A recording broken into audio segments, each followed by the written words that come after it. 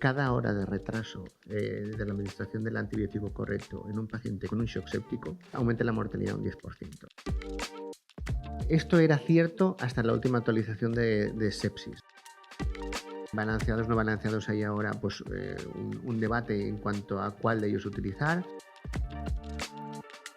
Pues mira, este es un tema ahora candente. Dosis de buena onda, tu podcast sobre anestesia y monitorización hemodinámica. Hola a todos y bienvenidos a otro capítulo más de Dosis de buena onda, un podcast sobre anestesia y monitorización hemodinámica.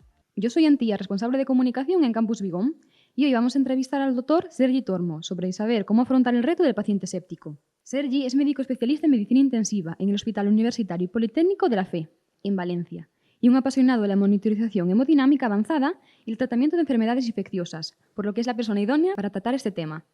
Hola Sergi, ¿cómo estás? Hola Antía, pues estoy encantado de estar aquí con vosotros y que me hayáis dado la oportunidad de estar aquí hoy pues, para poder contestar a las preguntas que me queráis formular en este podcast, que seguro que será muy interesante. Pues vamos allá. Antes de comenzar a hacerte las preguntas, quería situar un poco a nuestros oyentes sobre la sepsis como tal. Está definida como una disfunción orgánica potencialmente mortal, causada por una respuesta disfuncional del huésped a la infección, y se trata de una afección que afecta a unos 20 millones de personas cada año. De hecho, en diversos estudios que he estado consultando, antes de realizar esta entrevista, las cifras variaban. La tasa de normalidad oscila entre el 22,5%, el 26%, incluso algunos llegaban al 35%, si no existe, claro, una intervención efectiva. Ante un escenario tan alarmante como este, ¿por dónde tenemos que empezar? ¿Puedes definirnos un poco qué es la sepsis y por qué tiene una tasa de mortalidad tan elevada? Pues mira, Antía, la sepsis es un término que se conoce desde la época de Hipócrates, ¿no? Y Hipócrates lo definió como un proceso en el cual la carne se descomponía y las personas pues, fallecían por un proceso, ¿no?, que sufrían durante esta enfermedad. Y hemos estado trabajando con el término sepsis desde hace más de un siglo, pero no es hasta el año 92 cuando hay un consenso internacional en el cual se junta una serie de expertos en el tema y deciden intentar definir lo que es una sepsis, ¿no?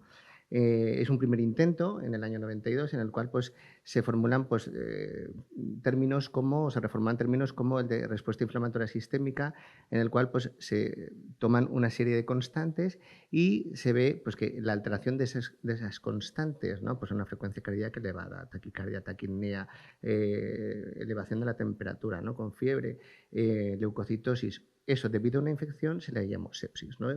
Durante unos años estuvimos trabajando con esas definiciones. En el año 2001 hay una nueva reunión en la cual se reformulan algunas de esas definiciones. Cambia poco la definición de sepsis y se añaden otros términos como sepsis grave, se intenta reformar shock séptico, pero el cambio fundamental viene, como has dicho tú en tu definición, en el año 2016, en el cual viene la definición llamada que estamos utilizando ahora y que se llama sepsis 3, ¿no?, que es lo que has comentado, una disfunción orgánica, una respuesta inflamatoria patológica, ¿no?, que se produce en respuesta a una infección y que conlleva pues, una disfunción orgánica del huésped.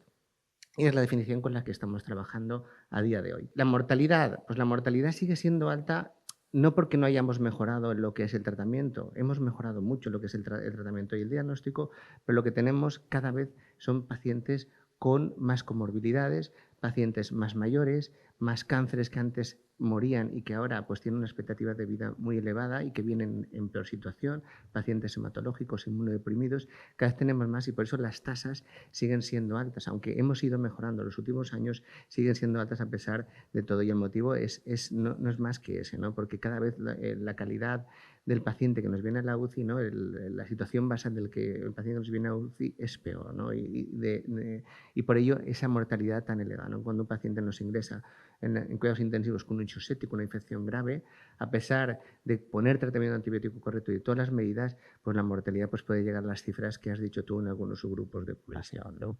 Y ese quizás sería el motivo por el que sigue siendo tan elevada. Has mencionado ahora shock séptico, pero antes de llegar a ese punto quería meterme en el término sepsis como tal, porque no deja de ser una especie a veces como de paraguas, por decirlo de alguna forma, que abarca pacientes que tienen diferentes características y que dependen también de la infección subyacente y la manifestación, o sea, cómo se presenta la sepsis, puede variar según lo que comentabas, el tipo de paciente que sea, las condiciones que tenga, la edad. ¿Qué es lo que tenemos que tener en cuenta, bueno, vosotros los profesionales, a la hora de identificar a un paciente séptico? Mira, afortunadamente, la gran parte de los pacientes que no llegan a las unidades de cuidados intensivos, la identificación no es compleja. No es un paciente pues, que tiene un foco infeccioso claro, ¿no?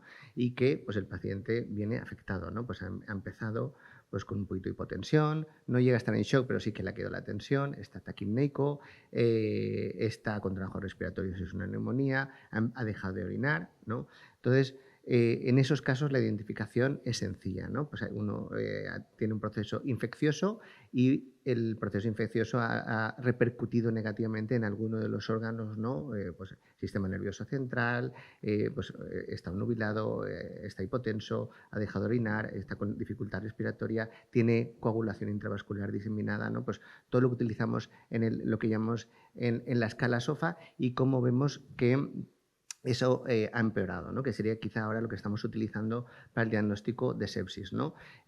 Un deterioro, ¿no? En las cifras basales de cualquiera de esos parámetros, ¿no? Pues el paciente te viene afectado por una infección, pero en ocasiones pues esto no es así, ¿no? Y el paciente pues es un paciente que no ha tenido esa respuesta inflamatoria, que no típica, ¿no? No ha tenido fiebre, no ha tenido ese proceso previo y ¿qué te diría? ¿Qué es lo fundamental para diagnosticar una sepsis? Pues sospecharla, ¿no? Entonces, ante cualquier paciente que nos hace un deterioro, ¿no? Pues un deterioro neurológico, ¿no? Y aquí el QSOFA, que hablan en la sepsis 3 nos ayuda mucho, ¿no? Habla de 3 parámetros, que sería un deterioro neurológico, un aumento de la frecuencia respiratoria o una caída de la tensión arterial. Pues si una persona cumple 2 de esos criterios durante su estancia en el hospital o nos viene así a urgencias, pues tenemos que buscar el motivo de por qué le está pasando, ¿no? Y las infecciones, ¿no? La sepsis suele ser una de las causas más frecuentes en este sentido, ¿no? Pues tenemos que buscar si hay un foco infeccioso, buscar, preguntar al paciente, preguntar por la familia, sobre todo investigar. Y lo que te he comentado, lo importante para diagnosticar una sepsis es sospecharla, ¿no? Utilizar las escalas que tenemos, el SOFA o el QSOFA, y buscar un foco infeccioso para intentar saber de dónde nos viene la infección, tratarlo y si hay algún foco drenable, pues intentar drenarlo, ¿no? Entonces nos has hablado un poquito de cómo detectar la sepsis. Me gustaría pasar ahora al siguiente paso, por decirlo así. A la hora de manejar la sepsis, 2 de los aspectos fundamentales son el propio control de la infección o un buen manejo hemodinámico. ¿Cuáles son los pilares que tenéis que, o sea, con el que os apoyáis vosotros? Pues mira, hace 2 años, bueno, hace ya 3 años, en el año 21, la Surviving Sepsis Campaign hace una actualización de las medidas a tomar en el paciente séptico, ¿no? Y entonces hace lo que llamamos el bundle de la primera hora, ¿no? El bundle de la primera hora son 5 medidas que recomiendan hacer en una primera hora ante un paciente en sepsis, ¿no? Y como dices tú, pues incluye pues el manejo hemodinámico, que es decir, si el paciente está hipotenso, pues tenemos que iniciar reposición de volumen inmediata. Luego hablaremos de la reposición de volumen y si no responde en la primera hora inmediatamente, ¿no? Prácticamente en cuanto empieza la reposición de volumen, la tendencia ahora es a iniciar los vasopresores lo antes posible, ¿no? Ese sería el manejo hemodinámico inicial, ¿no? Pues medición de la presión arterial, medición del lactato, es decir, tenemos que ver si el lactato está elevado, porque sería a día de hoy lo que utilizamos para diagnosticar a un paciente en sepsis, ¿no? En shock séptico. Ese sería un paso más de una sepsis. Medir el lactato, si el paciente está hipotenso, iniciar expansión de volumen, iniciar noradrenalina en la primera si el paciente no responde. Y las otras 2 medidas que recomienda la Surviving Sepsis Campaign es la extracción de cultivos, la búsqueda del foco, la extracción de cultivos y la administración de antibiótico en la primera hora, ¿no? Yo creo que si eso se consigue hacer en la primera hora, hemos adelantado mucho. Creo que son 5 medidas que todo médico debería conocer. Si el paciente no le responde, debe de avisar inmediatamente pues, a la unidad de críticos de su hospital, que debe evaluar al paciente y ver si necesita ya una terapia de vasopresores de forma inmediata.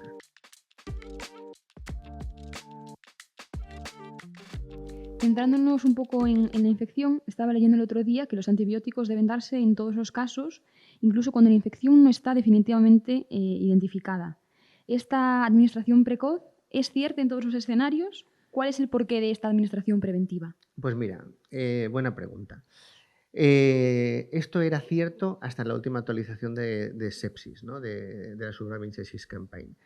¿Por qué es tan importante la administración de antibiótico en un paciente en shock séptico? Y no hablo de sepsis, hablo de shock séptico. Pues porque se ha demostrado en diferentes estudios que cada hora de retraso de la administración del antibiótico correcto en un paciente con un shock séptico aumenta la mortalidad un 10%. Es decir, que a las 10 horas puedes haber tenido un aumento muy alto de la mortalidad, ¿no? Si no es administrado el tratamiento antibiótico. ¿Es cierto en todos los escenarios? Pues en la última actualización, la Surviving Sepsis Campaign, lo que recomienda es, ante un paciente en shock séptico, dar el tratamiento, y no es preventivo, es tratamiento, ¿no?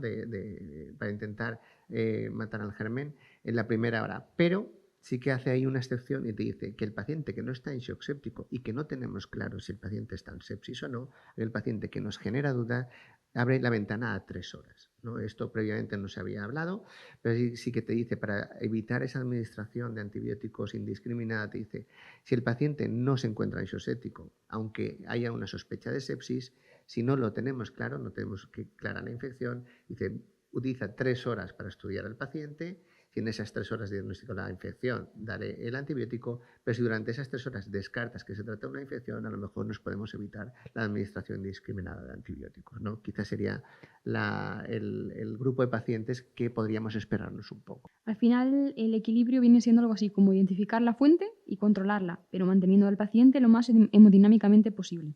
Pues mira, efectivamente, aparte de las medidas que te he comentado, he hablado, ¿no?, pues de la administración de volumen y de los vasopresores.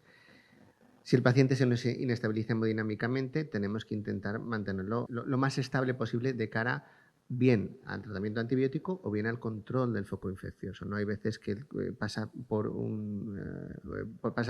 ir a quirófano o por tener un foco infeccioso por radiología intervencionista o por cualquier otra vía de las que tenemos a día de hoy. Hay que intentar mantener al paciente lo más hemodinámicamente estable posible, porque no es lo mismo que nosotros llevemos a un paciente en situación de fracaso multiorgánico a quirófano que si hemos conseguido remontarlo, ¿no?, y ya lo pasamos con ciertas garantías de que el paciente va a tolerar una cirugía. Ahí lo mismo, tenemos una ventana, aunque sí que es cierto que en los últimos estudios habla de cuanto antes se controle el foco mejor. Sí que la recomendación es intentar estabilizarlo mínimamente para que pase una situación aceptable a quirófano y pueda soportar la cirugía del paciente, ¿no? Entonces ahí es donde juega un papel muy importante, pues la monitorización hemodinámica, el control de la tensión arterial, la administración de fluidos, la administración del vasopresor adecuado, el realizar una ecocardiografía ante todo paciente en shock en la primera hora, ¿no?, pues para ver que efectivamente se trata de un patrón hiperdinámico, que no se nos está escapando nada, y por supuesto métodos ya de monitorización hemodinámica pues invasiva o mínimamente invasivas, como el control de la onda, como el control de la onda de pulso, ¿no?, la monitorización mediante la onda de pulso, la administración de volumen en función de los parámetros que todos estos sistemas nos brindan. Respecto a lo que comentas del manejo hemodinámico, la fluidoterapia, como antes mencionabas, es una terapia esencial. En críticos, la hipovolemia es una condición frecuente y de esto no escapan los pacientes sépticos.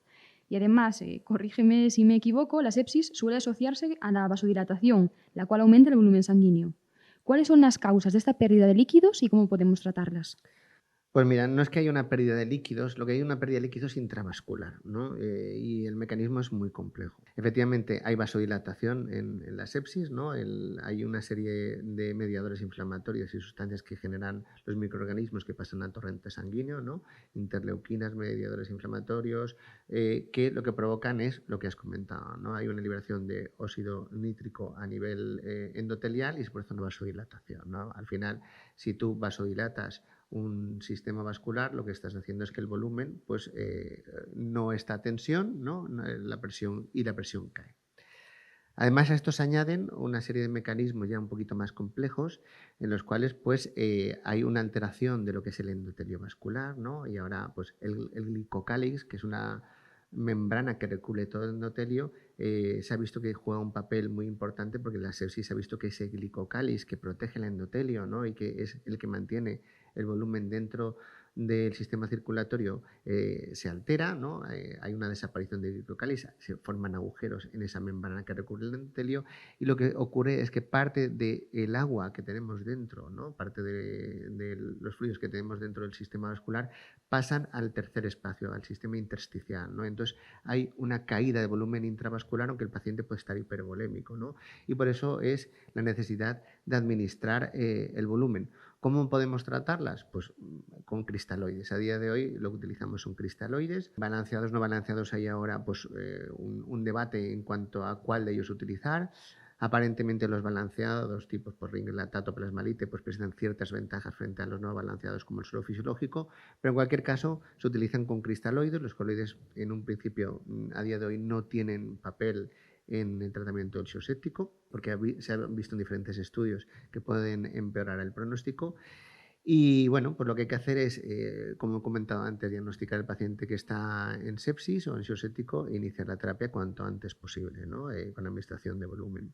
Para esta administración de volumen debe ser independiente, o sea, independizarse para cada paciente. ¿Cuáles son los riesgos de no hacerlo así? Es decir, ¿qué peligros existen cuando una fluidoterapia no está correctamente monitorizada o adaptada a ese paciente en concreto?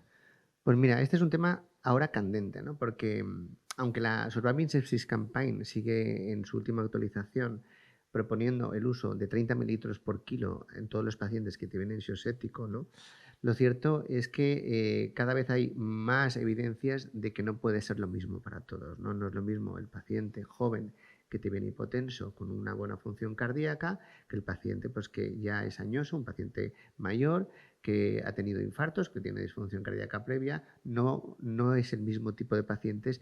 Creo que utilizar la misma cantidad de volumen para todos los tipos de pacientes es un error, y las últimas recomendaciones, las últimas evidencias van un poquito en este sentido. Quizá ahora lo que se está recomendando más es bajar esos 30 mililitros por kilo a un volumen inicial de 10 mililitros por kilo e iniciar inmediatamente a partir de esos 10 mililitros por kilo una fluidoterapia guiada por objetivo. Es decir, tenemos que guiarnos por objetivos hemodinámicos. Sí que es cierto que este primer bolo es a ciegas, ¿no? Y el objetivo es aumentar la presión arterial, pero nada más pasar esos 10 mililitros por kilo, esos 500, 700 mililitros iniciales, ese litro inicial, tenemos ya que buscar medios para ver si el volumen que le vamos a administrar va a ser efectivo o no va a ser efectivo. Y la efectividad a día de hoy es el aumento del volumen sistólico, el aumento del gasto cardíaco, ¿no?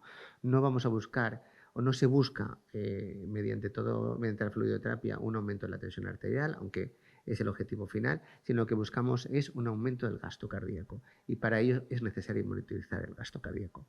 De no hacerlo, ¿qué nos puede ocurrir? Porque parte de ese volumen que le estamos metiendo, como hemos comentado previamente, se nos vaya al tercer espacio, estemos retrasando la administración de vasopresores, ese volumen que se va al tercer espacio va a provocar disfunción, ¿vale? Va a haber edema de los tejidos, no va a haber edema cardíaco, va a haber edema intestinal, edema renal, edema cerebral, y lo que se puede provocar en esta situación es un empeoramiento de la función orgánica de cada uno de esos órganos si nos pasamos con la fluidoterapia. Tenemos que encontrar ese equilibrio correcto entre no quedarnos cortos y que la reanimación sea insuficiente, o pasarnos y que lo que estemos provocando sea un edema, ¿no? un daño provocado por la fluidoterapia. Tenemos que entender la fluidoterapia, los fluidos, como un fármaco, ¿no? Como que tiene su dosis, tiene su duración y tiene su indicación.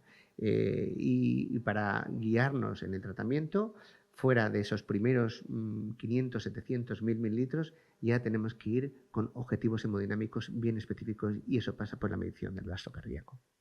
Entonces, ya por cerrar un poco el tema de la fluidoterapia, ¿cuáles son el paso a paso que que un profesional tiene que seguir a la hora de realizar una terapia con fluidos? Pues mira, primero, como hemos comentado, diagnosticar al paciente lo necesita, ¿vale? Es decir, si el paciente pues, viene con una infección, pero no se encuentra hipotenso, no se encuentra séptico, pues probablemente no le haga falta una reanimación agresiva con fluidos. ¿Cuándo sí le va a hacer falta? Pues cuando el paciente nos entre en shock séptico, ¿no?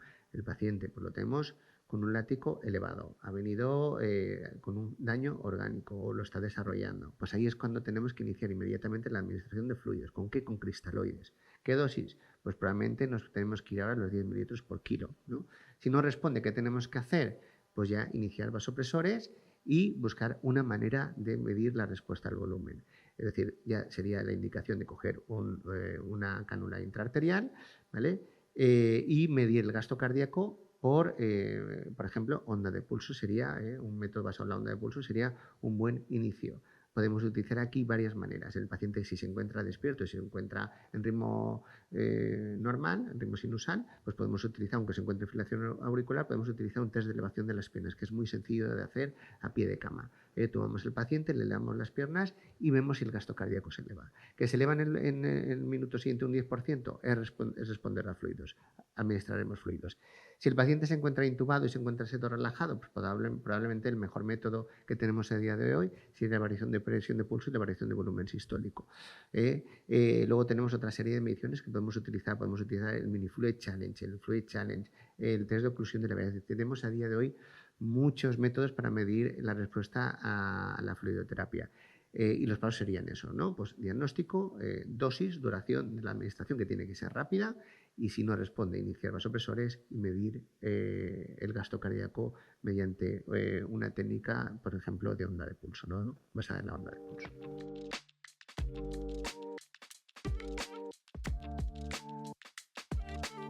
Por recapitular, hemos hablado acerca de cómo identificar y tratar al paciente séptico, así como de la importancia de la fluidoterapia y la monitorización en su tratamiento. Ahora me gustaría que nos hablases un poco del escenario más grave en el que puede desarrollarse la sepsis, el shock séptico. ¿Cuál es la fisiología de ese paciente? ¿Es posible detectar el shock séptico de una forma temprana? Pues mira, el shock séptico es la situación más grave de una sepsis, ¿no? Sería cuando el paciente, ¿no? Pues debido a ese cuadro séptico, desarrolla un cuadro de hipoperfusión orgánica, ¿no? ¿Y qué significa eso? Pues significa que el organismo no es capaz de llevar el oxígeno a los tejidos, ¿no? Y la causa de eso no es una causa respiratoria, sino que es una causa hemodinámica, ¿no? Y en la hemodinámica del paciente, es decir, intervienen tres componentes, que es el corazón, que es la bomba que impulsa la sangre, es la sangre con sus líquidos y sus hematíes, que es el que transporta el oxígeno, y los capilares, ¿no? Que son los que se encargan de llegar a los tejidos y de difundir ese oxígeno para que llegue a la célula y la célula utilice el oxígeno para la respiración aeróbica de la célula, ¿no? y la entrada en el ciclo de Krebs y la formación de energía. Cuando tenemos un fallo de cualquiera de esos componentes, a eso le llamamos shock. ¿Qué ocurre en el shock séptico? Pues que hay dos mecanismos que se producen y que son los responsables de esa hipoperfusión orgánica. Por un lado, hay una vasodilatación, como hemos dicho antes, una salida de líquido al espacio intersticial, una hipovolemia relativa dentro de los vasos sanguíneos, que hace que caiga la tensión. Esa caída de la tensión lo que va a hacer es que la sangre no va a llegar con una presión suficiente a los tejidos y va a producir esa hipoxia tisular, ¿no? Esa falta de oxígeno en los tejidos. Y por otro lado se produce una alteración en la microcirculación. Se produce una alteración de los capilares, desaparecen capilares, con lo cual el espacio que hay entre un capilar y la célula aumenta muchísimo y no es capaz de oxigenar a los tejidos. La sangre vuelve a llegar oxigenada al corazón porque no es capaz de ceder el oxígeno a los tejidos. Ese es el cuadro más grave que tenemos en una situación de sepsis, ¿no? El shock séptico. ¿Cómo lo podemos identificar? Pues mira, a día de hoy, un paciente que está séptico le tenemos que sacar un láctico, un ácido láctico, y es quizá el mejor medidor que tenemos para ver si el paciente se encuentra en shock. Más que incluso la hipotensión, porque la hipotensión pues aparece al final en todos los pacientes, pero tenemos un periodo en el cual el paciente, tenemos un shock compensado, en el cual el paciente puede mantener la tensión arterial porque ha activado mecanismos compensatorios, pero sí que está en situación de shock séptico, sí que existe esa hipoperfusión orgánica pese a esa compensación. Y eso nos ayuda mucho el láctico, ¿no? A todo paciente que nos ingresa tenemos que hacerle una gasometría y ver el láctico. Un láctico por encima de 2 nos tiene que alertar de que el paciente está hipoperfundido. Entonces, ¿cómo podemos identificar? Pues un paciente que hay una caída de tensión o que está ahí a punto de caer, ¿no? Que ha activado esos mecanismos compensatorios, ¿no? Pues el paciente a veces está bien de tensión, pero sí que está taquicárdico, que eleva el láctico y que realiza una disfunción orgánica. Esa disfunción orgánica la vamos a medir pues, en 6 órganos. El paciente en el cerebro, el paciente puede estar confuso, en la tensión arterial, como hemos dicho, puede haber una caída de tensión arterial. En la respiración hay un empeoramiento respiratorio. En la gasometría vamos a ver cómo no se produce el intercambio correcto de gasometría. En el hígado puede haber un aumento de la bilirrubina. En los riñones hay una caída de diuresis y en la sangre por una coagulación intravascular diseminada o la aparición de una trombopenia que no se pueda justificar por otra de esas causas. Esos son los 6 órganos que utilizamos ahora para diagnosticar la sepsis, el séptico, y sería un empeoramiento de 2 puntos en la escala SOFA de cualquiera de ellos, ¿no? O en la escala SOFA general, sobre todo el ácido láctico, ¿no? Yo a lo que le recomendaría a todo paciente, a todo médico que atienda a pacientes sépticos es que ante un paciente séptico saque una gasometría, mida el lactato y lo haga además cada 4 o 6 horas si el paciente no evoluciona favorablemente. Y ante un empeoramiento, un aumento progresivo del lactato, tiene que ser más agresivo y si ve que no está yendo bien, pues avisar a la unidad de críticos o iniciar en urgencias ya terapias más agresivas de vasopresores o de fluidoterapia. Pues ahora sí, esta es la última pregunta que teníamos y el capítulo de hoy llega a su fin. Agradecerte, Sergi, una vez más que nos hayas acompañado hoy, también que hayas respondido tan claramente a todas las preguntas que te hemos hecho y también agradecer a todo el mundo que nos está escuchando. El paciente séptico al final es complejo. Como mensajes para casa me llevo, corrígeme otra vez si me equivoco, detección precoz y tratamiento individualizado y siempre monitorizado, como 3 puntos clave que no nos debemos saltar, y que es un escenario muy complejo, con una gran serie de variables, por lo que resulta imposible abarcar en su totalidad en un formato pues, que es tan breve como este podcast. Por ello, animo a todo el mundo que nos está escuchando que si quieren saber más sobre sepsis o shock séptico, que en Campus Vigón tenemos un apartado de formación donde esperamos tener ya, cuando nos estéis escuchando, un curso con Sergi, donde trataremos esos temas con mucha más profundidad. Os recuerdo otra vez, campusvigon.com/es. Así que nada, os animo a todos a inscribirnos. Gracias por venir, Sergi. Y nada, nos vemos en el siguiente episodio de Dosis de Buena Onda. Muchas gracias, Santina. Dosis de Buena Onda, tu podcast sobre anestesia y monitorización hemodinámica.